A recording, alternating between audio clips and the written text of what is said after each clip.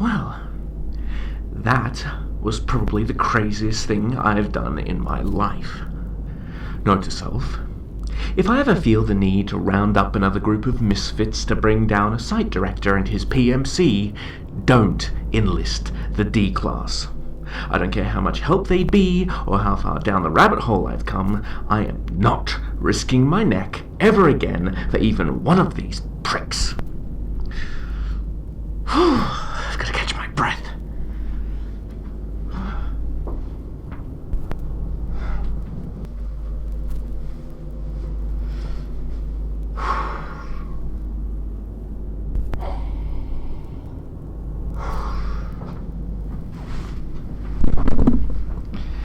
As much as it pains me to say it, I owe Aaron Chen my life.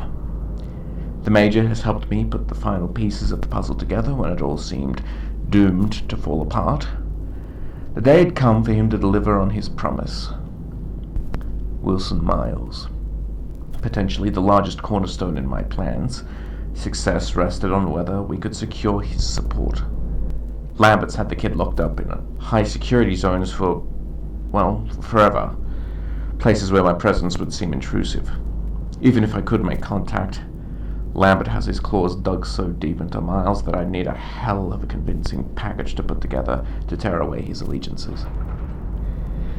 At least Chen's offer to tour me around some of the restricted areas on the basis of a false inquiry on behalf of the O5 Council could get me close. Once there, it was up to me to do the talking.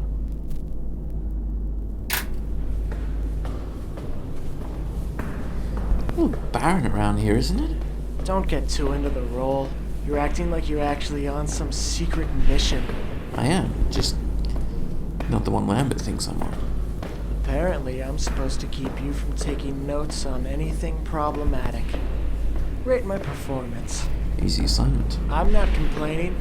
I'll take affirmative espionage action over pushing orange jumpsuits into the jaws of some stinky dinosaur any day. After you. Oof, chilly in here. Climate control. To keep the equipment cool. Hard to ventilate when you're a dozen miles underground. Thanks, Major Obvious. Is that him? That lump over there? Correct. What are you waiting for? I need to be careful how I approach this guy. Push too hard, he goes crying to Lambert, don't push enough. I have nothing to hold over him. If you need a little persuasion, you could always say you know about the thing. What thing?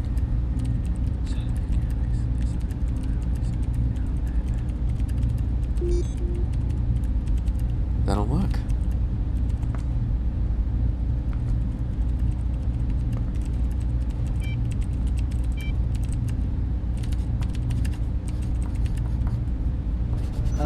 Can I help you? You're kind of standing a little close. Name? I'm sorry? Did I stutter? I said name. Oh, Miles. Technician Miles. And do you have a first name? Or did your parents think it hilarious to have a child called Technician? Wilson. My name is... What are you doing? I'm working. Excuse me, but are you assessing performance? No, I'm the social workplace fairy. Of course I'm assessing you. And I must say your performance is quite poor indeed. What? Oh, look at all this trash. Since when is it appropriate to consume crisps anywhere near Foundation equipment? Hey, it's not my fault. Management stuck me here and told me I couldn't even leave for food. Oh, well, isn't that convenient? I suppose management just lets you get away with slacking off on the job, too. Hey, wait, you're that guy. The one Lambert said I shouldn't speak to. Wait till he hears about this. You're going to wish... What? I'm going to wish... what? You'll get in a lot of trouble, that's all. I'm telling him now. Fine. You do that, Technician Miles. But the second you mention this, your little secret gets out. What are you talking about? Unacquired taste. Isn't that how you justified liking them so much? Just like any other kink. How You did... can worm your way into any position of power, but believe me when I say as a universal fact, no one is untouchable. Lambert may turn a blind eye to a disgusting shit state like you, but I drop what I know into the pocket of any law enforcement body, and real-world you is a goner. You'll be tried, convicted, sentenced faster than your typing speed, who knows? Maybe we'd see each other again. Except my suit would be black, and yours would be orange. Please, don't tell anyone. I have a life on the outside. I can't lose it, I can't! If you want all this to never see the light of day, then you had better do everything and anything I tell you. No questions, no choices. Do you understand me? Mm-hmm. You screw me. You won't live to see the consequences. But you play ball, and I'll scrub your records so clean you'd think you were born again. Do you understand me? Yes. Any word of this reaches Lambert, or Hillard, or your goddamn pets, and I will use everything in my power to ensure every inch of you is destroyed. Do you understand? Yes! Yes. You take your orders from me now. Clean up this pigsty.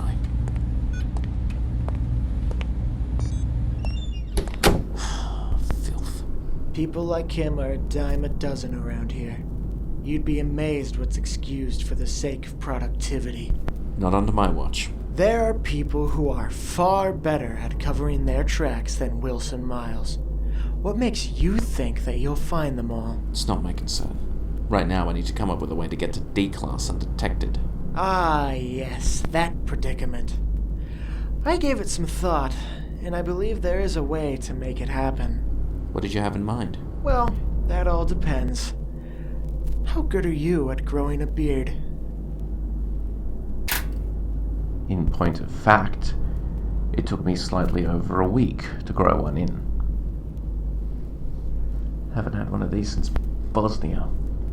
And that was because a guide got us lost in the jungle for 13 straight days. I covered my absence by faking an appendix removal, and met with Chen at a secure location far away from Site 19. I would have documented the events on my recorder, but Chen quite rightly pointed out that it would seem suspicious for a D-Class to be caught with prohibited items on their person. That's right.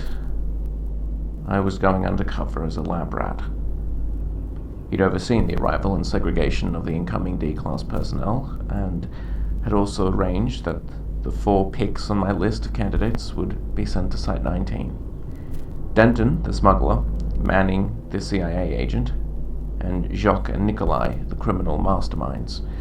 Although I'm not sure if you can retain mastermind if you've been caught. I was processed under an alias in a center not too far from the site. From there, I rode in the back of a cramped truck into the facility.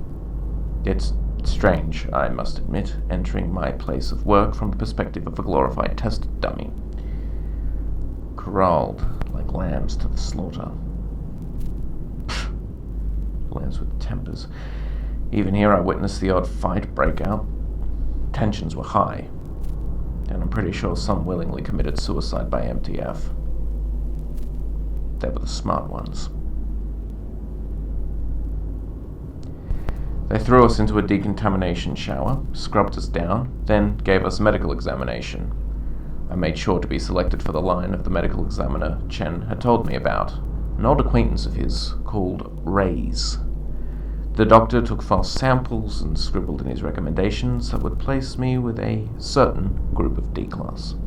I thanked him, but before I left, he told me to tell Chen that they were now even. He didn't seem too pleased at having done the favor.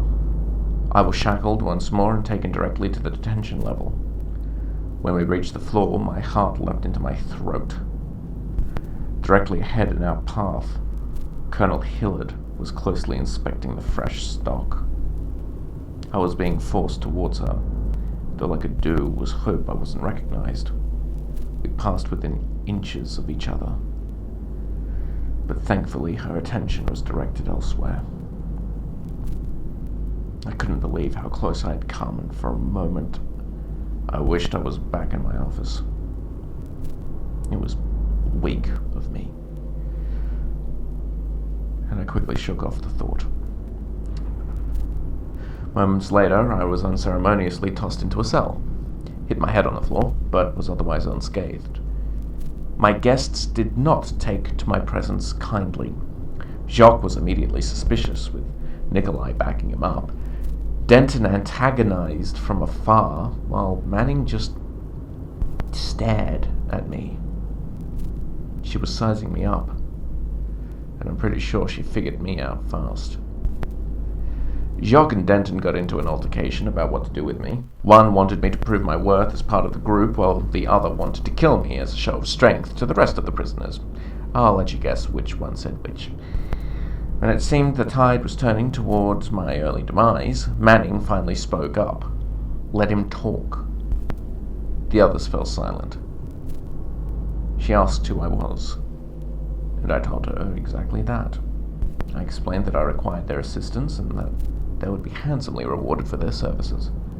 Denton shot me down immediately, stating that he knew exactly how to handle life in prison, that there was no way I could do anything for them in here, and that I was just trying to save my own skin. This is not some ordinary prison, I said. He should be able to see that. The system doesn't work here. They weren't inmates. They weren't on anybody's register. None of them existed beyond this cell. They could take my offer or leave it. But the moment I walked out of that cell, they wouldn't get another chance to exist again. Finally, they started taking things sensibly. I explained to them that at some point in the coming days, they would be taken to a room, and inside this room would be a man dressed as a plague doctor. They were not to get anywhere near to him, but to inform him that the time had come to meet the site director. He would understand. From there, they were to escort the doctor out of the room and give him protection until he had fulfilled his purpose. Oh, and to not let him anywhere near a corpse. I told them that upon completion of the task, once I had taken control of the facility, I would ensure their crimes were pardoned and records expunged. 3 were silent, but Nikolai broke the quiet. He asked, "Why don't we just turn you in? Knowing what you're up to must be worth something." I implored him to try.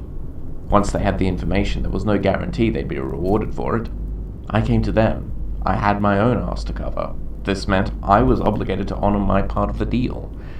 Not entirely convinced, but what choice did they have? I wasn't able to confirm their cooperation, as at that juncture the cell door opened. I was whisked out by a couple MTFs who shoved me down the hallway. I asked where I was going, and they kicked me forward. This wasn't meant to be happening. Chen was supposed to meet me and get me out, but as I looked down an adjoining hall, I saw what had held him up. Hillard was talking to him. Chen glanced my way, a flash of concern on his face, but there was nothing he could do. I just had to play along and hope that wherever I was being taken, it wasn't a death sentence. They took me deeper into Site 19, down to the S.C.P containment levels. My hopes were dashed. I recognized it immediately as the sector where we contained the key to SCPs. A group of scientists strapped a recorder to my belt, handed me a piece of paper and instructed, "Read the phrases, stay in the light," then shunted me into the containment area. I managed to get a copy of what happened. Thought about whether I should play it here, but I think it's very telling as to the quality of treatment here at the facility.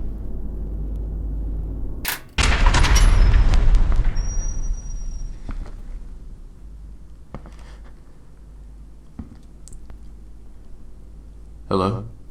Hello? Hello?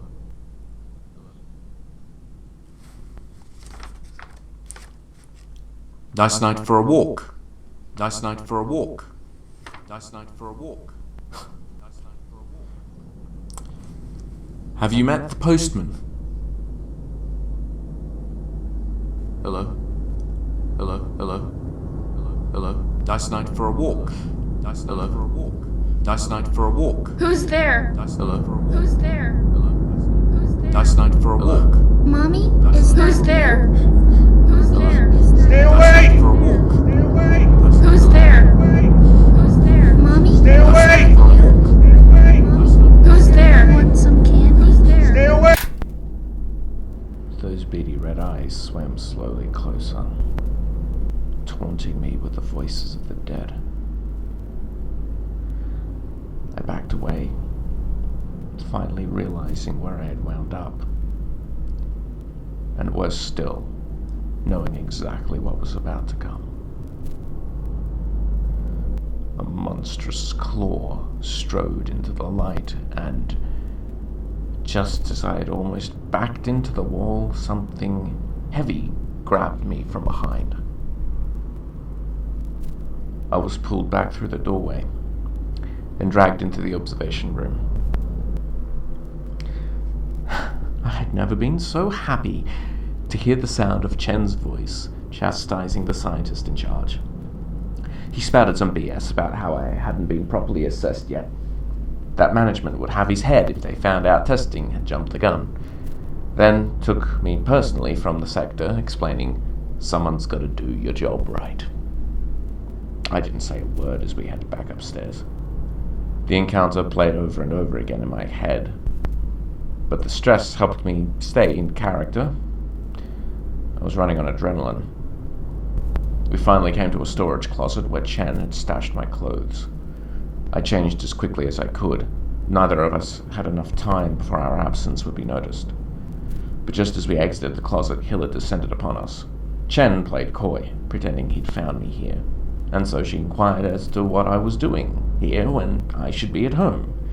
I told her I'd left my shaving kit in my quarters, and she rightly pointed out that I wasn't anywhere near my quarters. That's when I snapped. I told her it was my job to inspect Foundation operations, regardless of if she or Lambert liked it or not.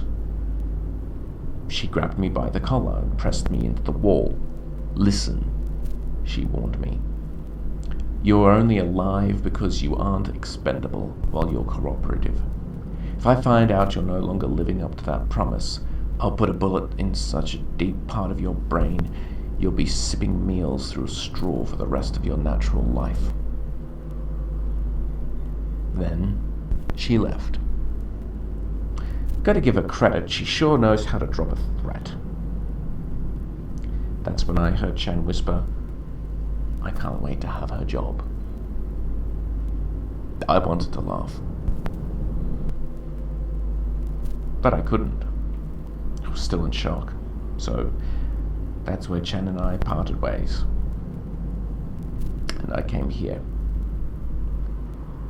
Doubtful of this D-class alliance, Hillard watching over my shoulder. One more memory to add to the PTSD pile. Lucky me. Well, there is one positive out of all of this.